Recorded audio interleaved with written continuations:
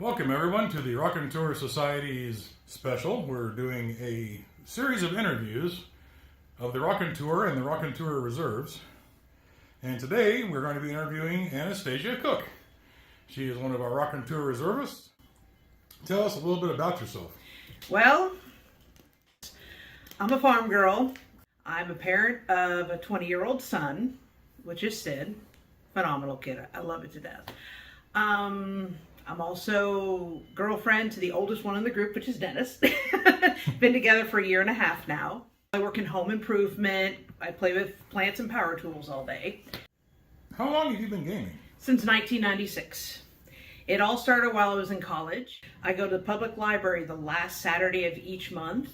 Other people were there. We'd have about 10 to 12 people. Sometimes we'd be together on a D&D campaign. Other times they separate off and do other games like card games, board games, RPGs.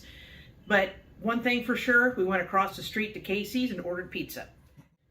In the late 90s, early 2000s, I was a group in Canton and we did other games as well. I dropped off about 2004 or so, 2005, when I moved to Galesburg, had a brief gap or hiatus. I was there, dropped off, came back. I think we've all been down that route. Oh, yeah. Okay, what games have you played? First of all, D&D. Also the Click editions of Mech Warrior and HeroClix. Of course, Vampire the Masquerade. Dabbled in that a little bit. Recently been playing Ghostbusters International, working on Spirit of 77, so those are the games I've played so far. Of course, I also play a variety of card games, board games. So, but as far as the types of games, do you like horror or fantasy or? Just whatever shows up. Okay, great. I'm multifaceted. How long have you been with the Raconteur Society Reserves? About a year and a half, 2 years now. What tabletop role-playing game system do you enjoy? The family down in Astoria. He had this entire huge wooden game piece that he custom made himself with paths. Oh, wow. So whenever we did movements or whatever, he would have boxes hiding what we have to fight against or go past. It could be anything. You could have, weremen there, you could have a dragon there, you could have just about anything behind those boxes. Oh. And he moved to those boxes, whether or not you're ready for it, he pulls it out and you're like, oh, this is going to be a TPK. Awesome. What is your favorite character you've played in tabletop role-playing, and what system were they running in? Okay, I had a psionicist. I don't remember. It's been so many years. But there was a psionicist girl, and I did this based on the big custom wooden game system that he had invented, and I'm walking. Well, there was a pair of weremen that were there, and the only thing I was armed with was scythes, and I had to attack. I kept on hitting maximum damage. And I disemboweled one and decapitated the other. But that one was the most remarkable I've ever played. What makes that favorite character stand out for you in general? What's one aspect of it? Not very many people wanted to play that character. I mean, it was so unique to them. You're going to play mentally, you're going to play a psionicist, you're going to play this. They gave me the handbook to read cover to cover what the abilities are, what I could do, what moves she had, what damage, etc., etc. And I mean, they never seen that before, and they thought, how's this going to play out with the party? And they realized, actually, it works out pretty well. Great. Well, we're going to break here for just a second and go on to some other questions. One being, what is a trivia question that could be asked about you? Within gaming or outside of gaming? I don't really have an answer for that.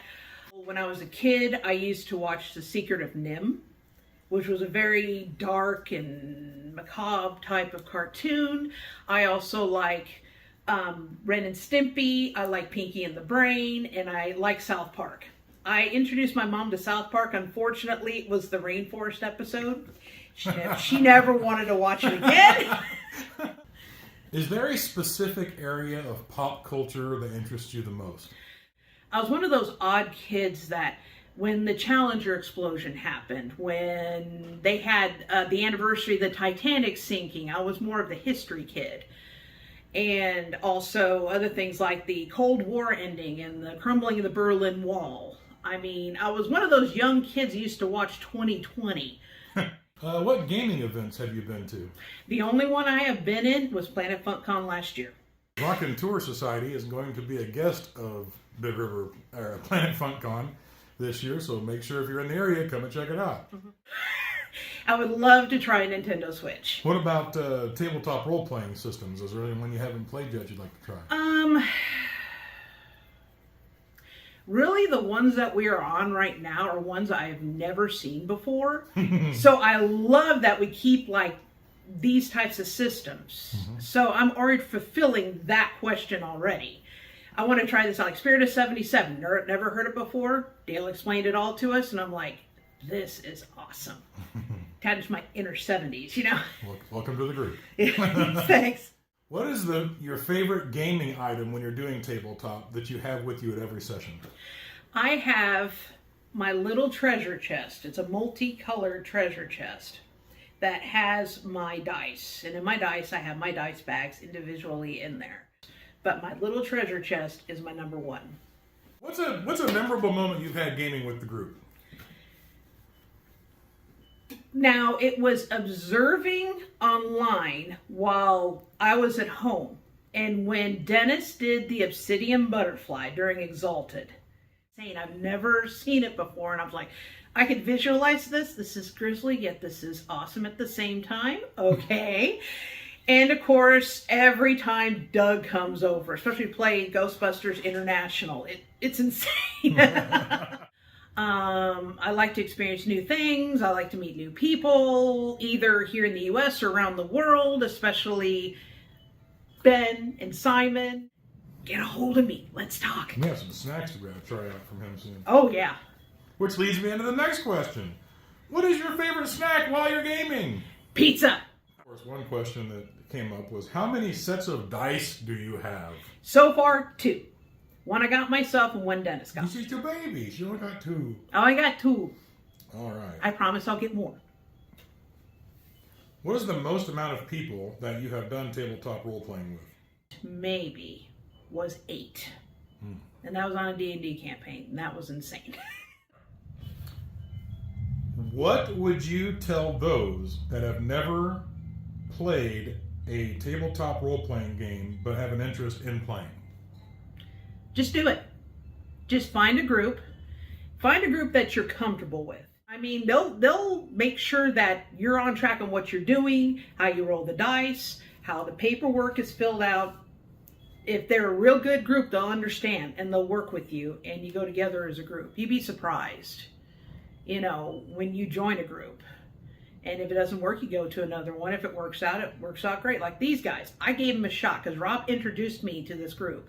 And then eventually, I watched, I viewed, and I made comments, and eventually they got me into the group. And I am just very comfortable with this group, and I love being with these guys and gals. It's just been a great experience overall. And yeah, just find a group, see how it goes, and just go from there. Just don't be afraid to do it. Don't forget, folks, to check us out on our YouTube channel as well as our link tree. You can find our link tree off of any of our social media platforms. Keep tuning in. Just have fun and enjoy. Leave as many comments. Don't be shy. Leave us a parting gift. It's okay. Like NPC number 8. Please leave us stuff. Yeah. Like, share, and comment all of our social medias. Yes. All right. In 2 weeks, we'll have the next interview up, folks. Thanks for tuning in. We'll see you later. Bye.